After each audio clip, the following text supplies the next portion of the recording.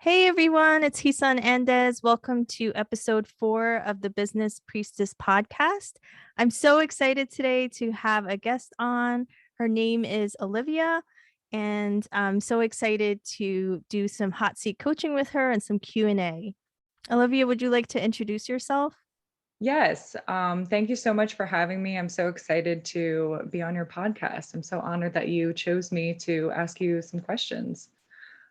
So my name is Olivia Masucci. I'm a hairstylist in Central New Jersey. And in my job, I'm so lucky enough to work with so many strong, independent women who own their own businesses like you.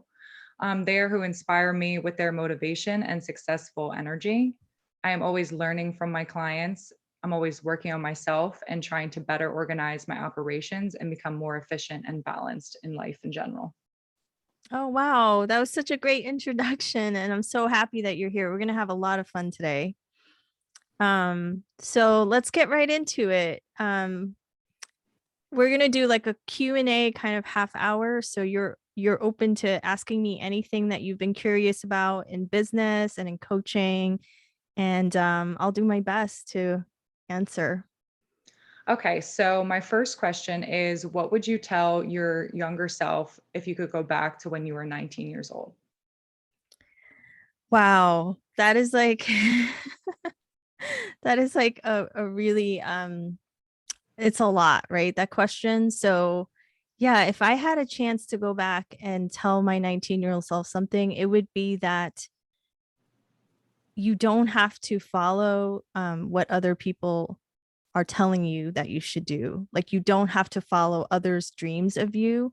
And it was so hard for me at 19 to even know that I had other choices, because as an immigrant and as a child of immigrants, it was I was kind of like handed, even before I was 2 years old, I was told like what I was supposed to be. And, I was going to be a doctor or lawyer. And, to honor my family, I would have to go, my goal was to make it into an Ivy League college and, or a good college, and have a career, of prestige.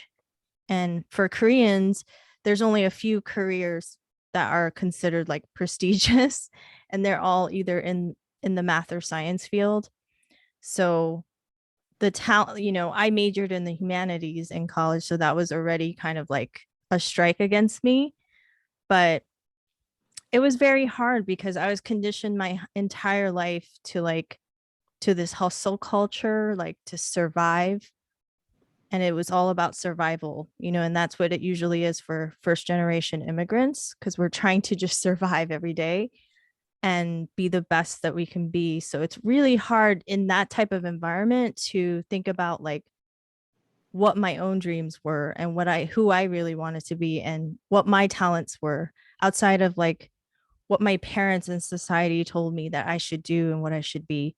So if I had an opportunity to go back um, and talk to my 19-year-old self, I would just tell her, wow, like you end up in a place where you do everything that you really were truly meant to do. And it's a really great place. So don't struggle so hard to like follow the map and follow other people's dreams for you, and to follow a plan that was actually not meant for you. So that's what I would say, so that my 19-year-old self wouldn't have struggled as much to get to the, final destination. Or a better term would be to get to the place where I am now, which is like a place of fulfillment where it's really something that I chose for myself.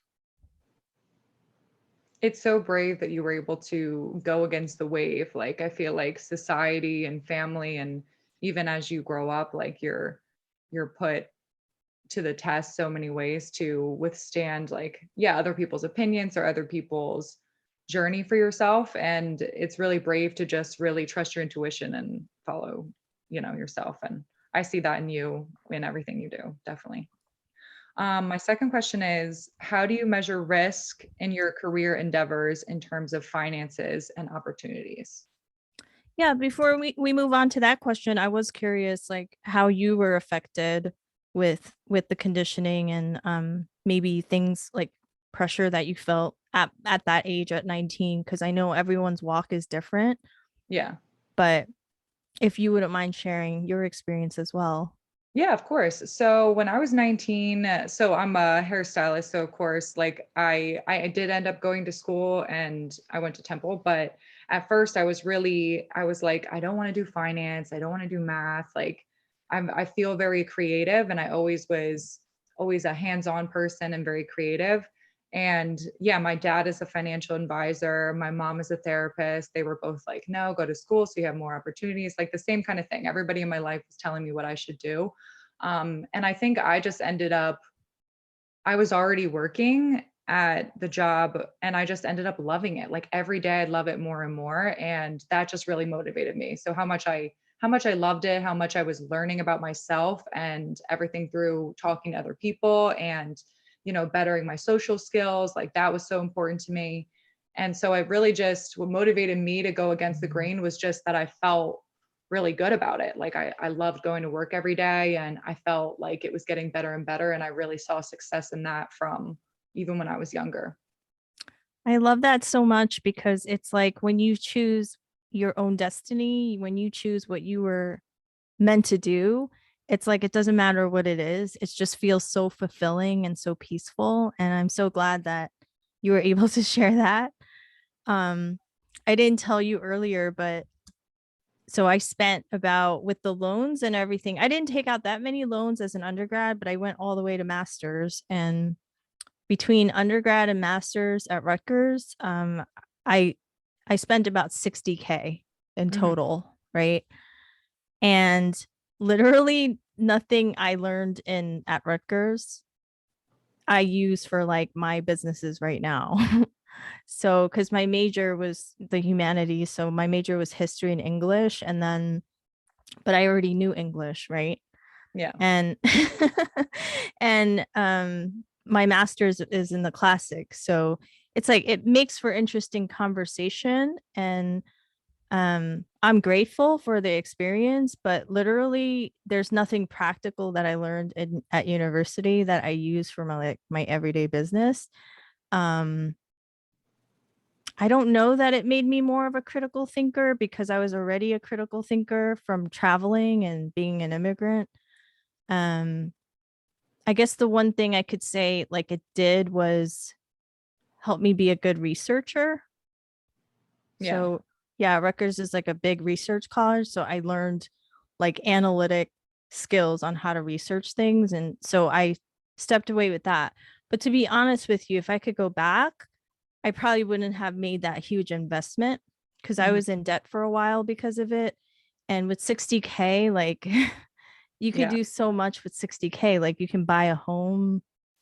Oh, Um, yeah, like having a home in this climate right now, in this political climate, and in this environment right now with inflation is like a treasure being a homeowner.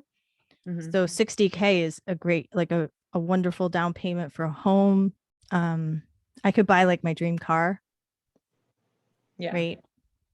I mean, I could travel the world with that money, amount of money. So I just feel like if I could go back, I definitely wouldn't have spent so much time and so much money on something that at the end of the day, it was like someone else's map. Yeah, I agree. I think about this all the time too. I think about how I would have done things differently while I was in school, but I think when you're in school, you're focused on grades and, what would look good, like performance indicators instead of really what you could get out of it for your future in your life. And so, I would have done things differently while I was in school. I think it is kind of like you do have a lot at your fingertips that you can take advantage of, but it's hard to take advantage of that when you're focused on grades or just assignments or projects that maybe wouldn't be a part of like your overall growth for the future. So I think about it all the time. I think about what I learned from it and how I could have had a better experience. I think of what I wish I had learned and why, things are projected in a certain way and how students see it. So I feel similar. Like I feel like with such a big investment, I do wish I was investing in things that directly influenced where I'm at now and like where I'm going in my life. But at the same time, I did learn time management. I feel like I did learn a lot about how other people navigate projects and stuff. And I learned a lot about my peers. I learned a lot about teaching and what teaching means also, because I had a lot of good teachers, a lot of bad teachers. So I definitely wish it went differently, but I think that's part of it. Like, I think that's part of the process of it, is knowing what you would do differently and taking that and being a better teacher in yourself. Yeah, absolutely. It's such interesting conversation. I can literally talk about this like the entire podcast. Because it's also like, there's an aspect of like they're putting like young adults who have no idea about finances and Hmm. investing. Most kids that age have no idea about finances. So and then putting kids like that in such great debt Yeah. for like almost their whole lifetime. That's another kind of part of it that turned me off, Yeah, because it's like taking advantage of the youth. definitely. And yeah, and but I think people who specialize in like certain trades, if you're like in science or in nursing or studying to be a doctor or rocket scientist or something, and there's like a special focus in the college studies, then it makes more sense. But as far as like the humanities go, is kind of like Right.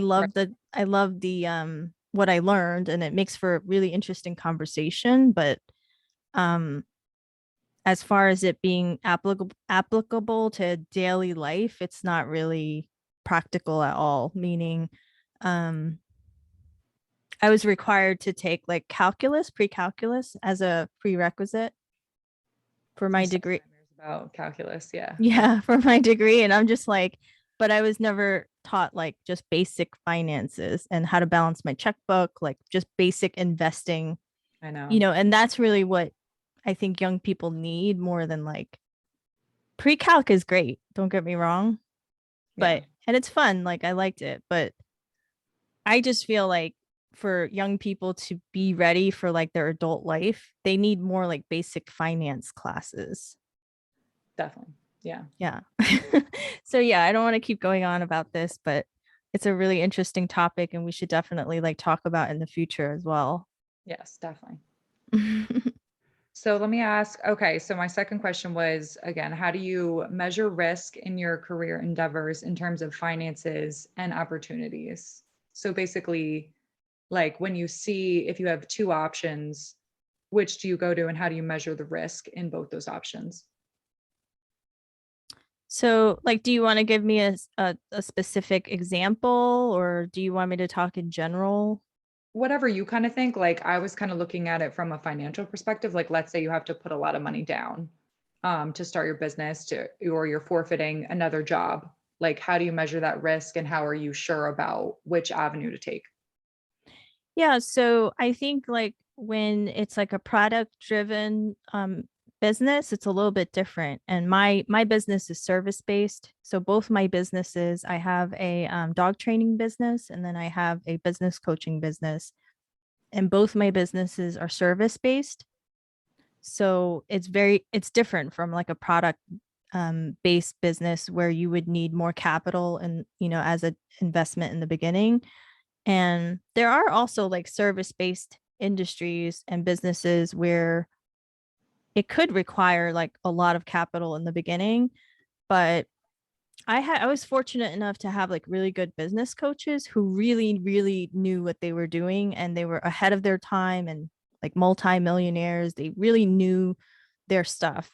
And I was lucky enough to get into contact with them and um, blessed enough that they were willing to coach me at the time. So they, the few coaches that I had when I first started out 12 years ago, they were so successful that they didn't even charge me for the business coaching at that time. But anyway, so what I learned from them is that you don't have to there's a way to develop a business model where there's not a lot of overhead and where it doesn't require a lot of capital in the beginning to invest. And those are the wisest kind of strategies to start a business is, to start with a model that doesn't require a lot of money to start and also doesn't require a lot of time to maintain. And so I attribute that